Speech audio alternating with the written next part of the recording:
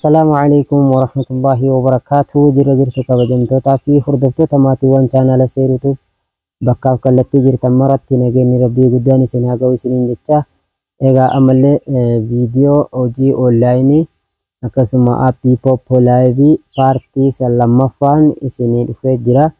Paartiin lammaffaan amma isinii dhufeen kunillee akkaataa itti koinii sassaabbattan kaleessa isinitti argisiisee ture. Ammas dabalataan immoo akkaataa itti paartii irratti laayivii seentan isinitti argisiisa. Akkasuma immoo laayivii irratti akkamitti akka isin seenuu dandeettan isinitti argisiisa. Namoonni chaanaalii kanaaf haarawaa taatan sabiskiraayibii godhaa. Akkasuma immoo hiriyoota keessaniifis sheerii godhaa isiniin jedha.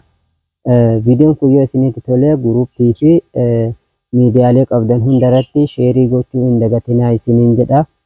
Viidiyoon kun baay'ee yoo isinitti tole immoo laayikii heddummeessuu qabdanii isiniin jedha. Akkasuma gara barnoota qabadhee dhufeetti isin dabarsa. Na waliin turtii gaarii.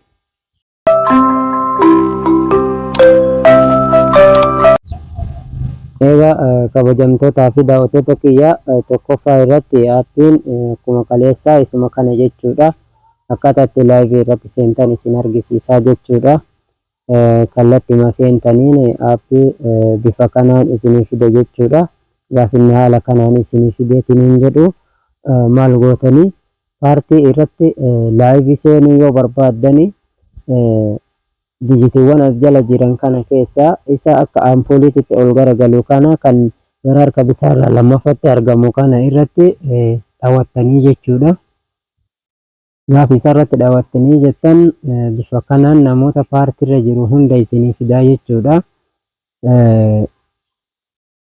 Namoota paartiirra jiru haala kanaan isinii fida. Gaafa inni haala kanaan isinii fida isin immoo maal gootanii paartii kan jedhu kana bakka qubee paartii jedhu kana irratti daawwattanii jechuudha.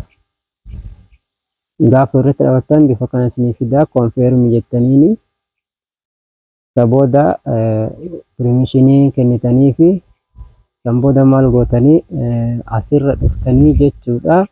Asirratti mata duree barreeffattanii jechuudha. Gaafa mata duree barreeffatan amma namoonni haaraan koottaa jedhee barreessee jira.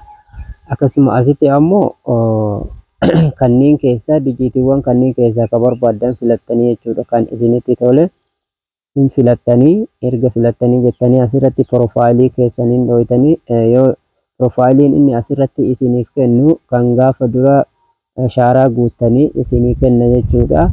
Saniifuu kan gaafa dura ishaaraa guuttanii san gaafni asirratti isinii baase yoo isinii ta'e isuma dhiiftanii yoo barbaadan asirraan immoo irra dhooytanii erga irra dhooytanii jettanii bifa kanaan isinii fidaa. As keessa seenuudhaan isin galarii keessan keessaa fudhachuu dandeettanii jechuudha kan isinii tahe. Akkasii profaayilii erga jijjiirattanii geessitanii viidiyoon seenuu yoo barbaadan viidiyoo kan jedhu kanarra dhaattanii sagaleedhaan yoo barbaadan immoo voice kan jedhu kanarra dhooytanii jechuudha. Erga haala kanaan irra dhawattanii kan asirra jiru kun sanduuqa paartii namoonni hangamti akka isin bira taa'uu barbaadan yoo feetan jechuudha. Fakkeenyaaf afuriillee yoo barbaadan kinooti kan jahaa yoo barbaadan kinooti teessoon jechuudha. Kan jahaa yoo barbaadan kana kan sagalii kana akkasitti kunilleen teessoodha jechuudha. Kanneen keessa akka barbaadanirra dhawattanii sanboodaan ammame kan sagalii kanarra dhawa jechuudha. Isa irratti hin dhawa. Sana booda immoo maal gootanii hold on start kan jedhu kana irra dhooytanii jechuudha.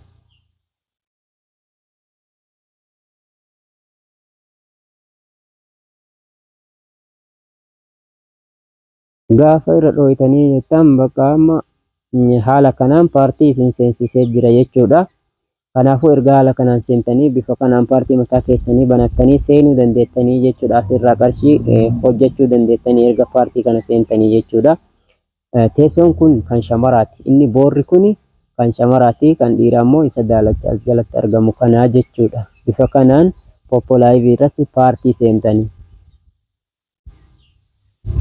Keessaa bahuu isaa yoo ka barbaadan ta'e immoo X asirra jirtu kana dha'uudhaan keessaa baatanii jechuudha. X'n gootanii san booda asirratti konfirmiin gootanii ergasii ammas jala kanatti gabbuutanii konfirmii gootanii bifa kanaan keessaa baatanii jechuudha karaa salphaadhaan. Akkasitti keessaa bahuu dandeettanii kabajamtootaa fi daawwattoota kiyya. Paartii lammaffaa namoonni viidiyoon kun isin tole sheerii godhaa isiniin jedha. Haga paartii lammaffaa viidiyoo biraa qabadhee isinii dhufutti nagaan naa turaa. Baay baay.